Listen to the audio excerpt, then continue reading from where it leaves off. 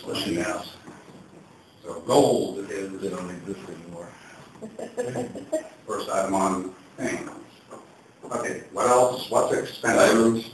Diamonds. Women. Okay. People. Women and what?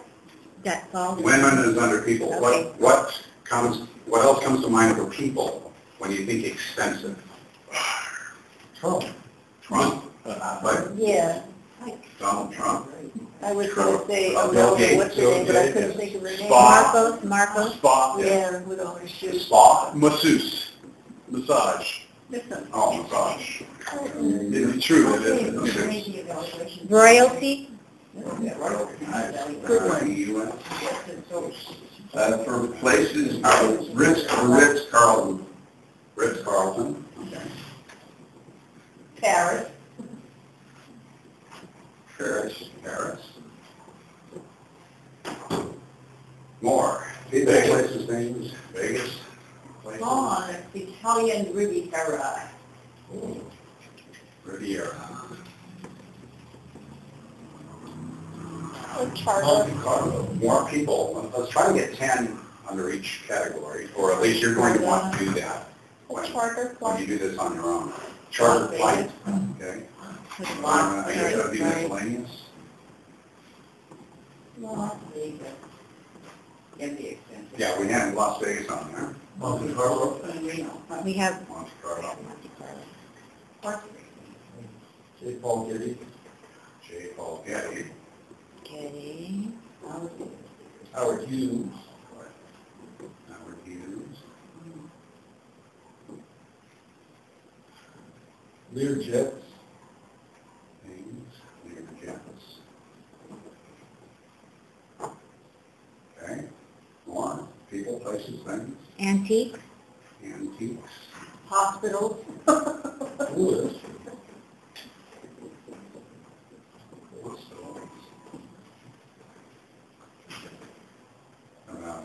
U.S. debt, since that's the theme, that is the theme. Miscellaneous.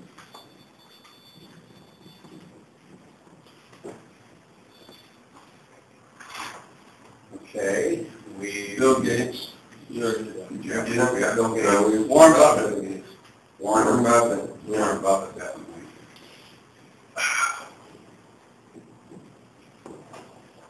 Expensive people. The rich people. Whatever. You're right, man, it's expensive. Okay. All girls. Not the cheap hookers. Yeah. Courtesan. Lawyers. Oh, there you go. Expensive, yes. Financial planners. Okay. For the sake of time, let's now start cross-pollinating between expensive and automobiles. Again, some of the people in Henry Ford, anything pop into mind that connects with Henry Ford, or what was that one? Anything, oh, no. Auto mechanic, okay. My car was so expensive, I hired Donald Trump as my auto mechanic, something like that. So that's how you start cross-pollinating between them. A.J. Foyt was my driver. Lee Iacocca built my car. Built it, okay. Ralph Nader,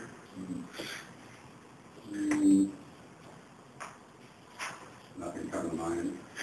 Cab driver, it's anytime and every time I wanted to take a cab in Paris, I use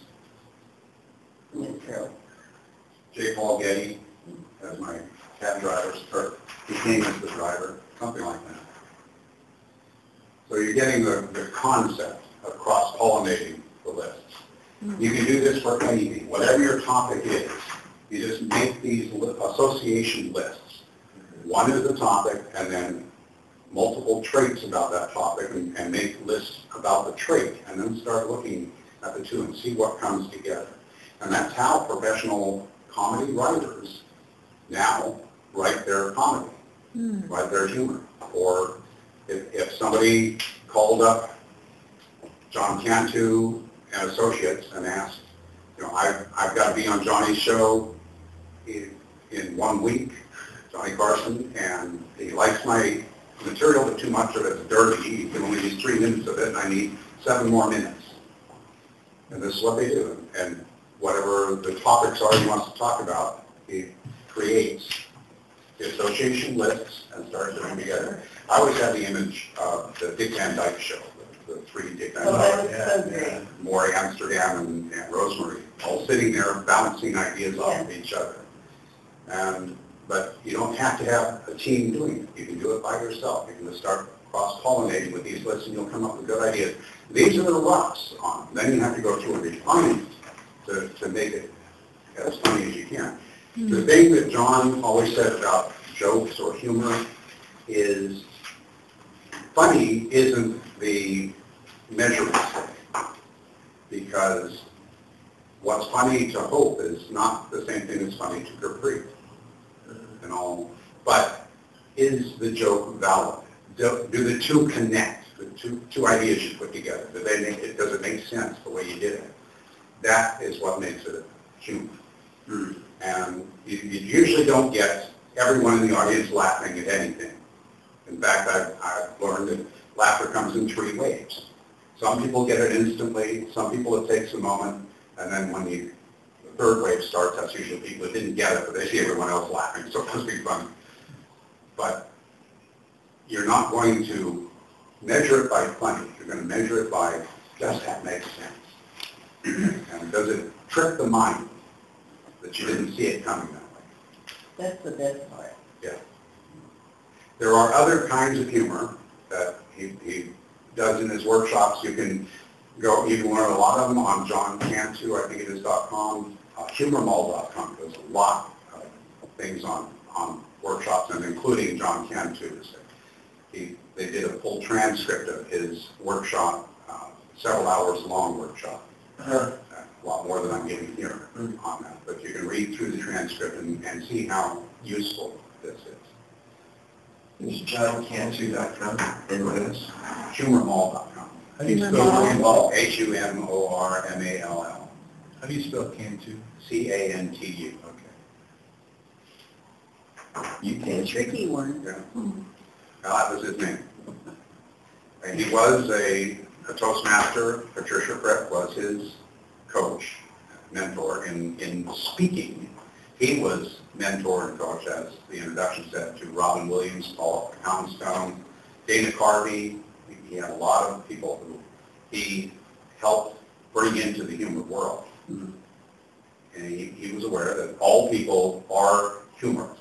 If you think back on it, when you were in grade school, you probably came up with something once in a while and people laughed. Not laughed at you, but laughed with you. They got the joke that you said. We've all done that. The difference is there a method that you can apply and make it happen more often? When you talk to people, regardless of the purpose of your talking, if you add humor, people feel more comfortable with you, and you're going to get your message through a little bit better. So add some humor to this a little bit more, and you'll have a little bit better presentation. Mr. Toastmaster.